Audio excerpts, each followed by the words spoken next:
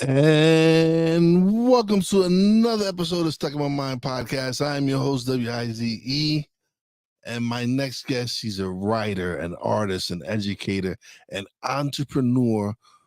Welcome to the show, Cindy Ingram.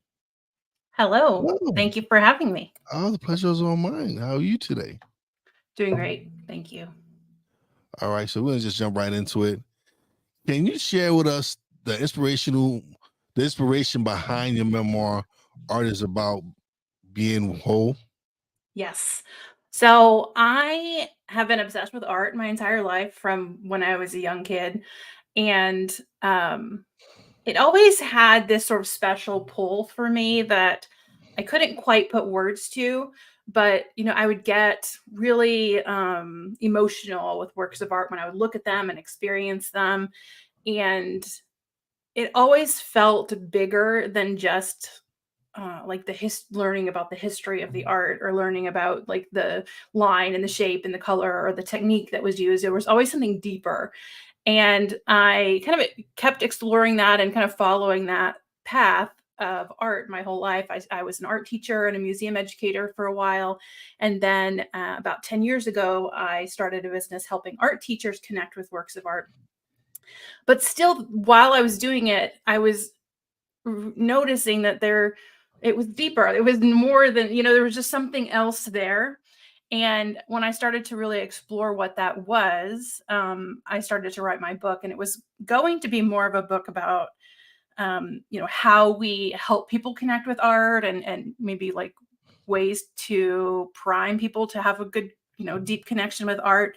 But as soon as I started writing it, I realized that my personal connection with art and the way I respond to it is something different and something special, and that it would be, I think, more beneficial to write a book exploring what it looks like to connect with art in that way rather than to tell people how to do it. So it became a memoir, and it really chronicles my journey of how art has been with me throughout my whole life, but it also chronicles my mental health journey and how I went from really extreme anxiety, feeling really different in the world, to coming to a place of sort of peace and wholeness, and how art played a part in getting me there. So how did your experience as an art museum educator shape your approach to art education?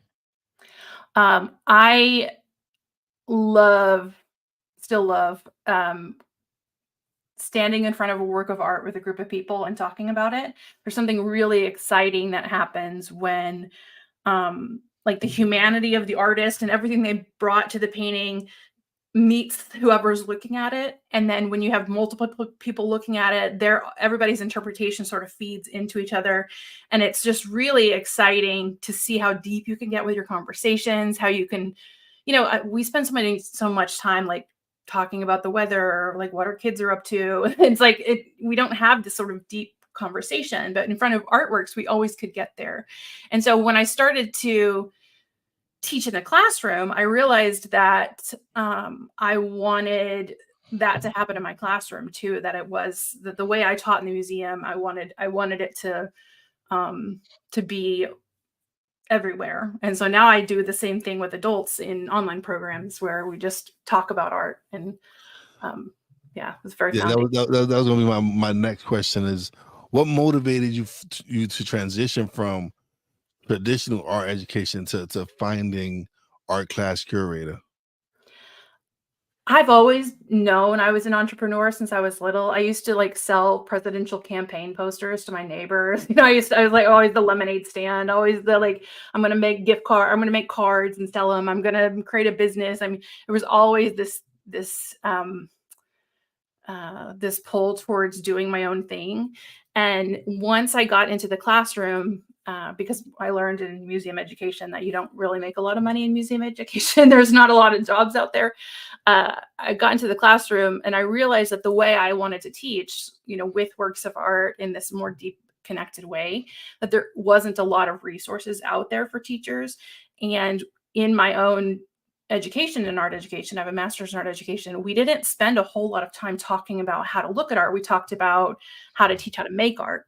And so I saw a gap in the marketplace, a thing that a lot of teachers wanted to feel more comfortable doing, showing art to their students, but not necessarily having the tools to do it. And so I jumped at that opportunity and started putting the lesson plans that I had created in my own classroom.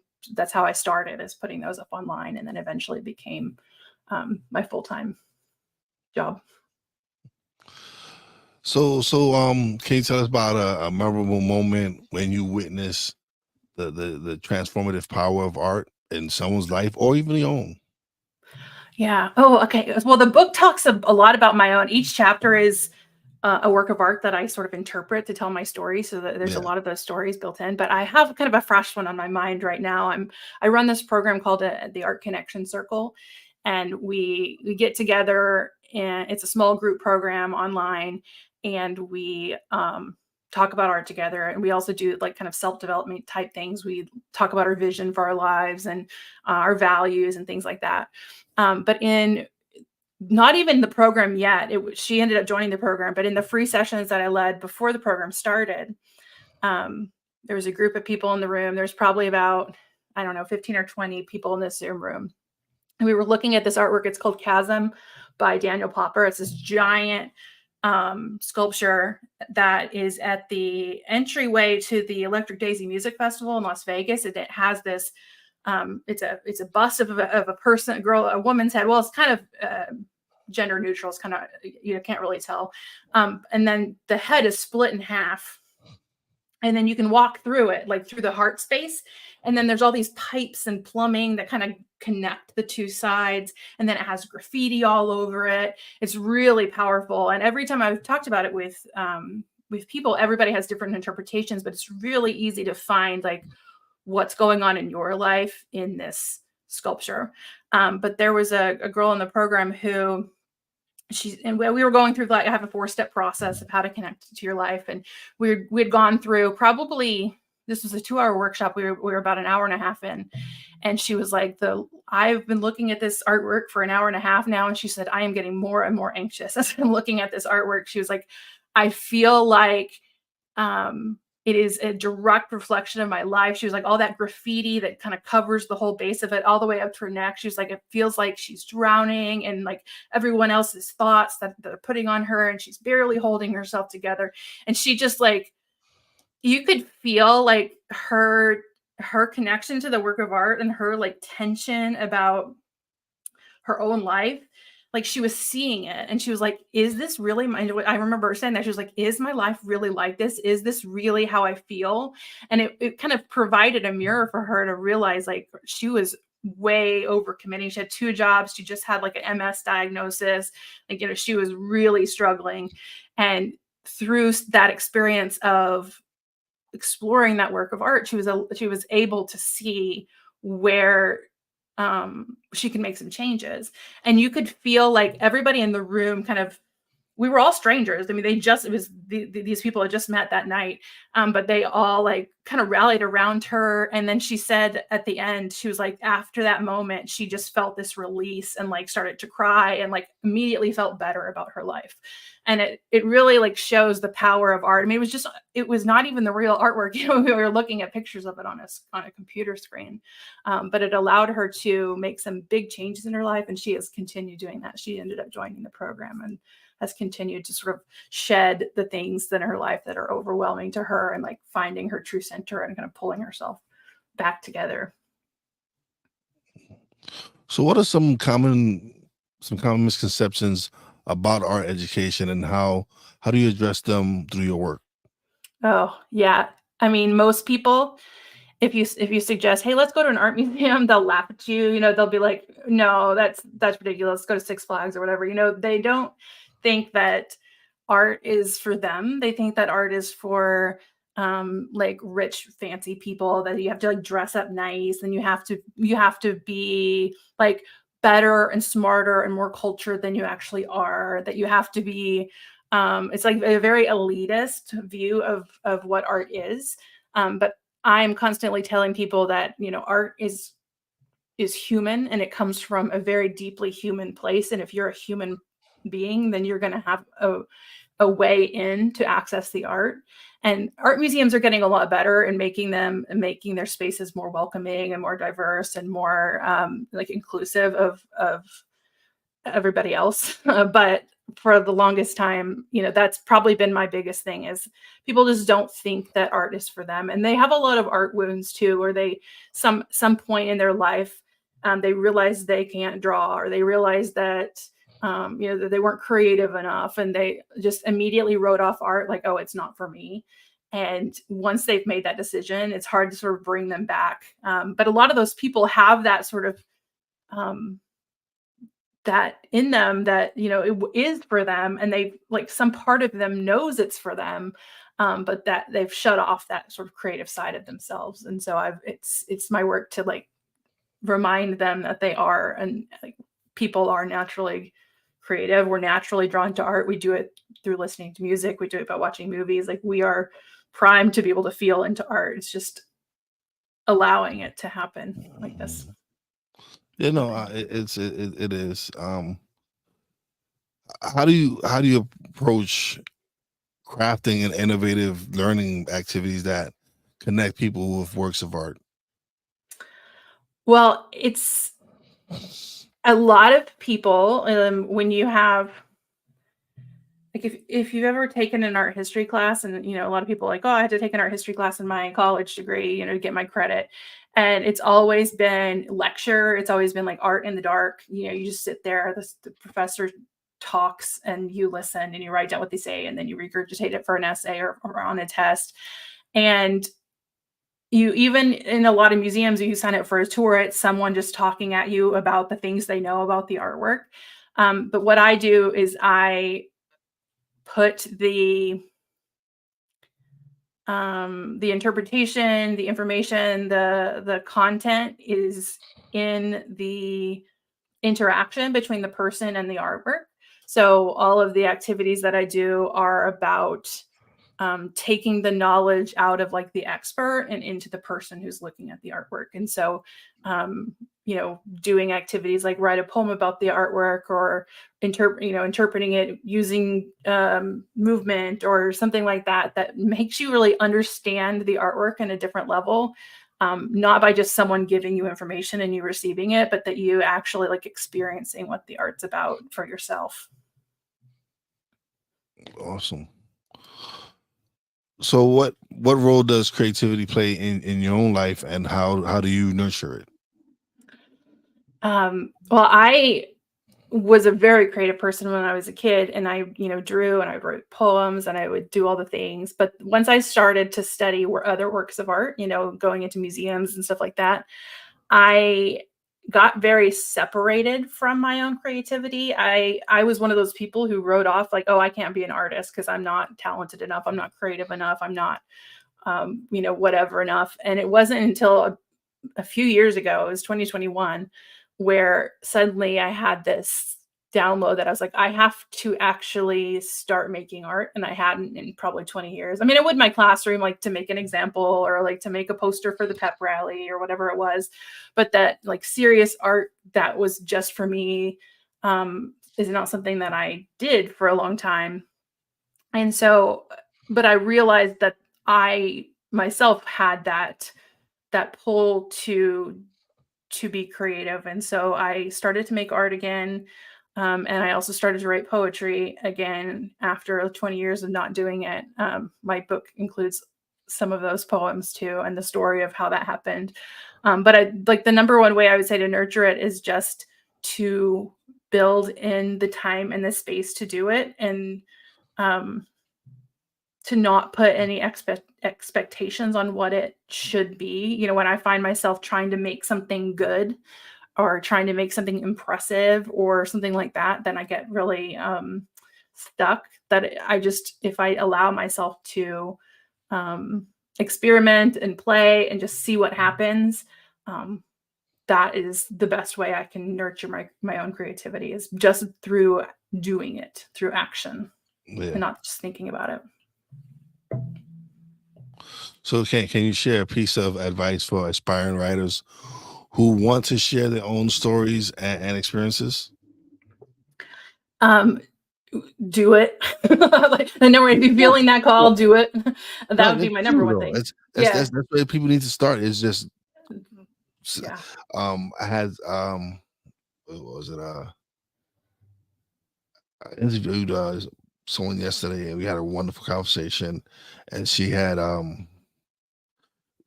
she had just published her book and everything. And she's like, yo, people sometimes they make it much more difficult than it is. She's like, sometimes people just need to just go sit down and just like storm away, like just Yeah. throw up on the book. Yeah. That's exactly like when I decided to do it, I joined a writing group.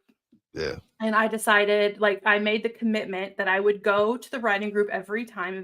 It was 5 days a week, and I was going to show up 5 days a week, and I would make that my number one priority, that I wouldn't schedule any doctor's appointments during that time, that if there was, like, a kid pickup that had needed to happen that time, my husband would take care of it. Like, that was, like, sacred time that I had to show up. And I couldn't work on other things during that writing time either. It had to be my book. And you learn really fast that one, your subconscious kicks on and you're like, oh, I'm writing a book. So then, like, the rest of your time, like, you're getting ideas, and because you're constantly in the work. And then you realize that it's not always going to be just like beautiful words of like inspiration flowing out of your brain into onto the page. That sometimes it's really messy, sometimes you're going to cry, sometimes you're going to just sit there and stare, sometimes it's research, sometimes it's every day is different, and you learn to kind of recognize um the good, and recognize when it's really good, recognize when it's really hard, but knowing that, like, the good will come back, and just really making that yeah, commitment to the process, just stay in the process until it's done. awesome, awesome. Excuse me. Um, what impact do you hope to have with your work, both as a writer and as an educator? I want there's a gosh, there's a lot, probably a lot of answers to that question, but I think number one is, like, for people to realize that um they have they have the answers that they need already inside of them. They don't need to go um, looking for answers in books or whatever. That if you just slow down and connect with your inner self and your intuition and your own thoughts and your own feelings, that you generally know what you need to do. Um, and I think that covers a lot of things. It covers, like, not hiding from yourself and hiding from your creativity and hiding uh just kind of, yeah, I guess I think my work allows people to connect with themselves on a deeper level. Okay. So, so can you discuss the importance of accessibility and inclusivity in our education? Yeah.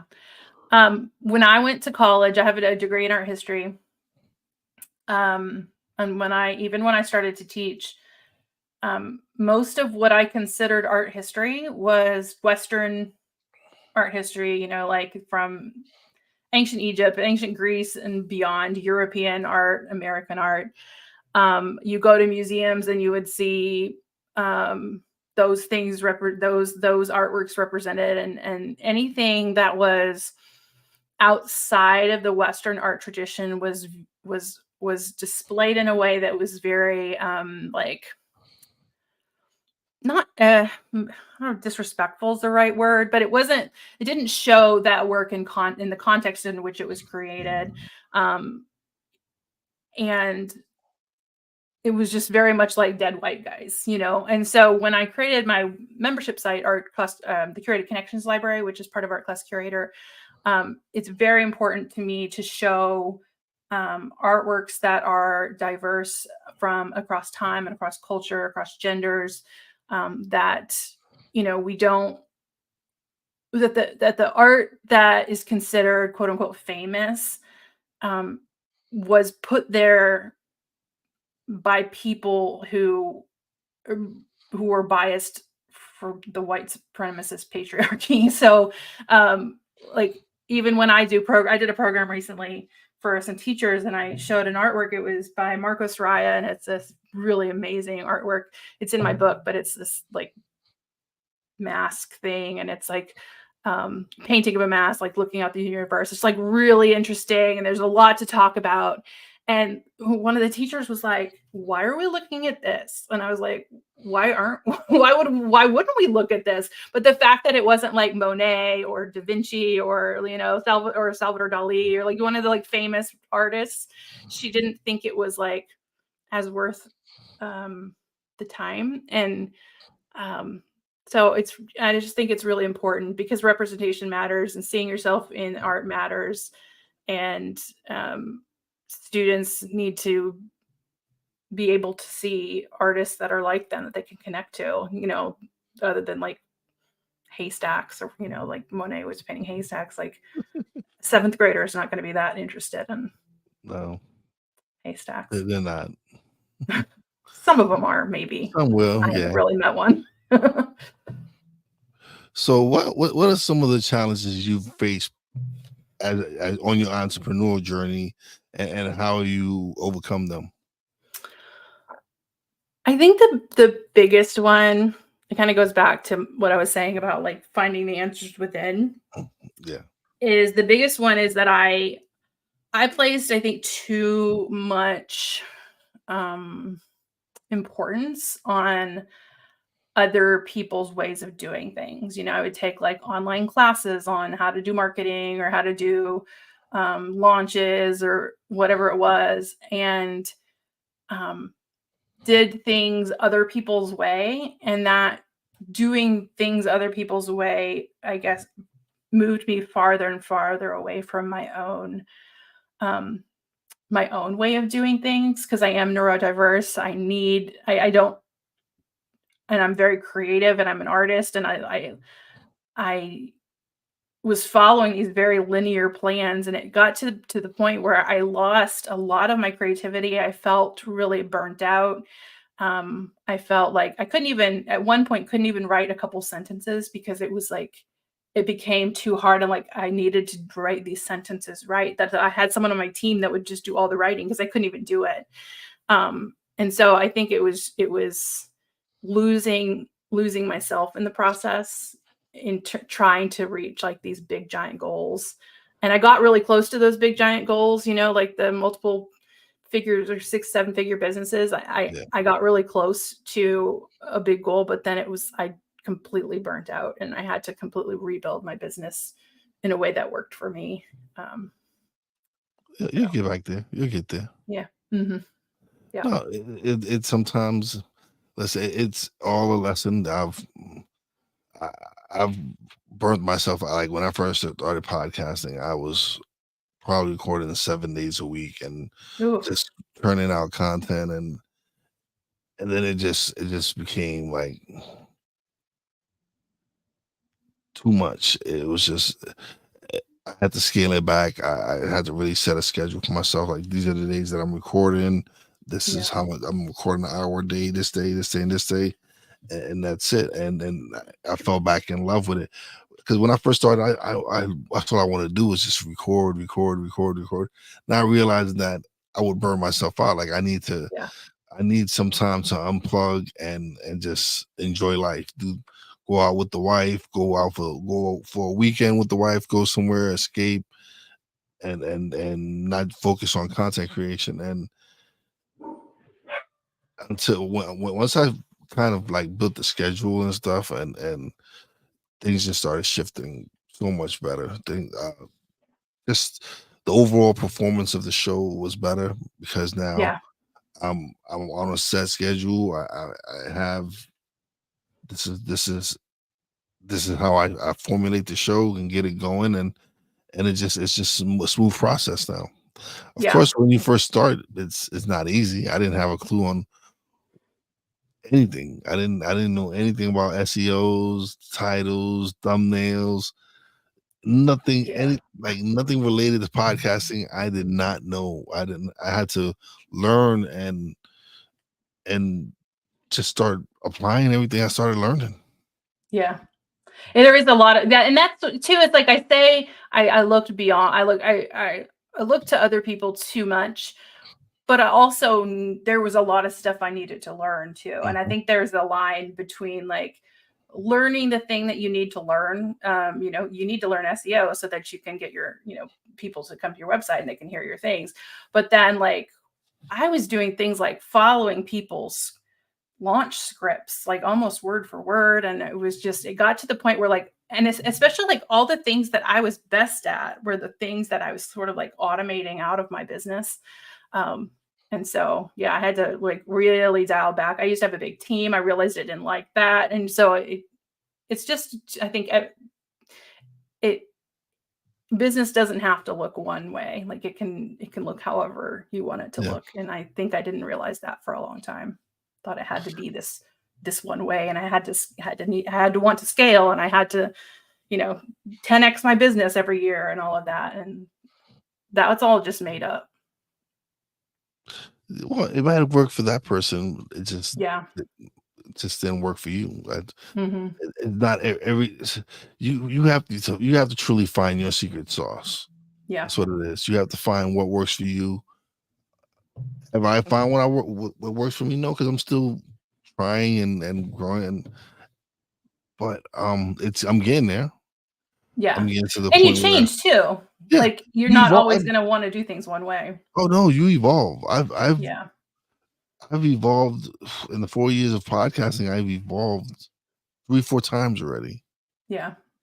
And that comes with the growth and with you learning, all right, this is what people want to listen, this is what people want to hear about, this is what you want to, we start focusing more on this. And so you truly do grow and evolve, and you change. And then with that growth and everything, things kind of like started falling into place.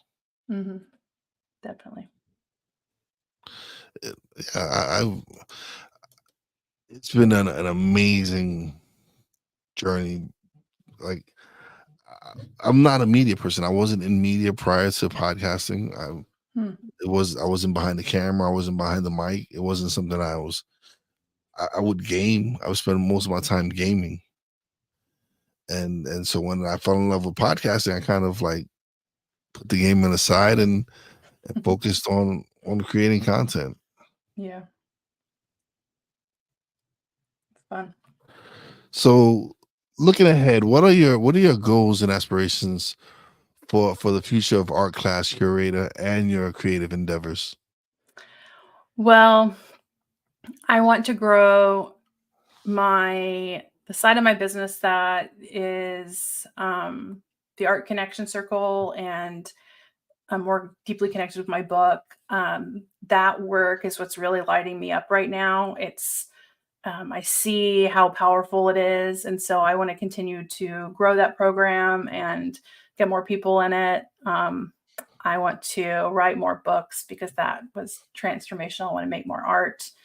And that I was so driven and so ambitious for so long, and I always knew what I wanted. And now it's like I've reached a place where I'm not exactly sure where I'm headed, but I just am really enjoying um, the process of figuring it out. So we'll see.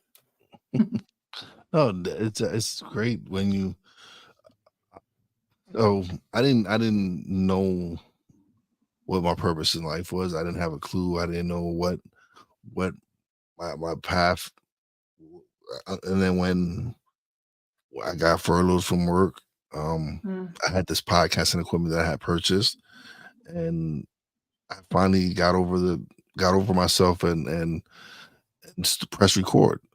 And that's yep. what it took. It took me to finally press record and not delete it and release it for me to Yeah. get started. Because I was making up every excuse in the book. Oh, I'm gonna sound horrible. Who's gonna want to listen to me? What the hell am I gonna talk about? I don't have a clue. I don't know anything about podcasting. But I was like, you know what? Recorded episode, released it. Then I just started recording 5 minutes here, 10 minutes here, 15 minutes here. And the more I did it, the more comfortable I got with it. To now Yeah. where I'm doing 35, 45 minute shows to an hour Yeah. constantly. Well, a lot of people get really stuck in that phase of not or perfectionism of wanting to come out of the gate being perfect at it. And number one thing I've learned is you'll never be perfect at it Nope. right out the gate. You have to go through the process to know anything. Even to this day, you can have technical difficulties. Oh yeah. It, it's life. Life happens. Let's just put it out there. Life happens. So Yeah. if you expect everything to come out perfect, it's just that's not the way. Yep. And so had I waited till I would have still been waiting because I would have just been like, oh, I'm not ready yet. I didn't. It's just so many excuses you're telling yourself, and until you like, it was funny because I had a guest come on and we had a great conversation, and she goes, "Oh man, I admire that you go live and that you do all this." She says, "But I'm not ready to go to do video for my podcast." And I go, "Why not?" She goes, "Oh, because I'm waiting for the time to be perfect." I said, "Oh, you're gonna be waiting forever." There is She's no perfect time for Yeah, anything. you're gonna just be waiting forever. I said, "Look, first of all, if you're afraid that you can't do live, well, right now you're on my show. I'm a video. We do video, and you're live. So obviously you can do live. You can do video. You can do live. There's no that you being on my show already proves that you can do it. There's Yeah. this. It was no. So and that just made her think. So now she does video with her show, Oh, good. but it takes everybody at a certain time. Like I oh man, I didn't release video content for my podcast until episode 132. I'm at 228 right now, as far as my audio podcast goes. But that was 132 episodes that I had. I was using StreamYard, but I wasn't recording it. I was recording the audio aspect of Yeah. it into my Roadcaster and then just uploading. And then I had a branding. I had a couple that were branding strategists, and they're like, "So you don't do video?" And I'm like, "Oh no, I'm not ready. I'm just waiting." And they're like, "So you don't do video?" And I'm like, "Yeah, no, no." And then the third time, so you don't? I said, "Yes, I do video." And since that episode, I love it. I do video. And I understood what where they were getting. They're like, "You're already using the platforms. You have Yeah. it here. Use it. If you don't want to release the video, then don't release the video." But it made sense. It's like I'm already using StreamYard. Why not? Just okay. Why not? Let me stop making excuses and start using the tools that I have. And it's been wonderful being able to take this journey and have these wonderful conversations. Oh, indeed. So now is the time where you get the solo screen and you let everybody know where they can find you, Okay. website, everything. Okay. Well, I would love you to check out my book, Art is About Being Whole. This is my book. You can find it on Amazon and Barnes and Noble, but you can also get a copy at cindyingram.com and you can click book there. You also at cindyingram.com can link to my social medias on Facebook, Instagram. You can also find my Substack blog on there as well, and information about the Art Connection Circle, which is the next rounds are coming in June. But if you hear this after June, there'll be some coming too. So if you go to cindyingram.com/circle, you can get that information. And if you're an art teacher, you can go to artclasscurator.com. Awesome. Thank you. Thank you for being a guest. Appreciate it. Thank you for having me. Pleasure's all mine, but don't leave just yet. Let me Okay. close out this show and we'll chat a little bit off the air. But it was wonderful having you on.